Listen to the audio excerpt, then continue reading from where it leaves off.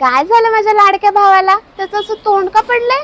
तुझं लग्न झाल्यापासून तू रक्षाबंधनला जसं नारळी भात बनवायची ना, तसं कोणीच बनवला नाही. एवढंच ना, चल तुला शिकवते नारळी भात कसं बनवायचं ते. शिकवण्यापेक्षा बनवूनच दे ना. झालं तुझं? आता गप लक्ष दे इकडे. एक कढई घ्यायची, त्यामध्ये तूप टाकायचं आणि त्यामध्ये खडे मसाले टाकायचे.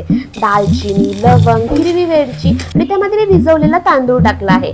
आता गरम पाणी टाकून त्यामध्ये चवीनुसार मीठ आणि लिंबाचा रस टाकायचा. उकळी काढायची आणि नंतर कमी गॅस करून हा भात नीट शिजवून घ्यायचा. तर दुसरी कढई घ्यायची, त्यामध्ये पुन्हा एकदा तूप टाकायचं आणि गूळ टाकायचं. एक साखर अजिबात टाकायची नाही बरं का.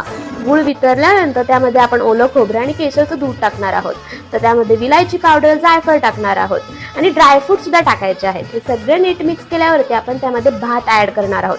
आता हे नीट शिजवल्यावरती आपला नारळी भात तयार आहे की नाही? झटपट एकदम साधी सोपी रेसिपी. अरे हा तर मॅगी पेक्षा पण सोपं आहे.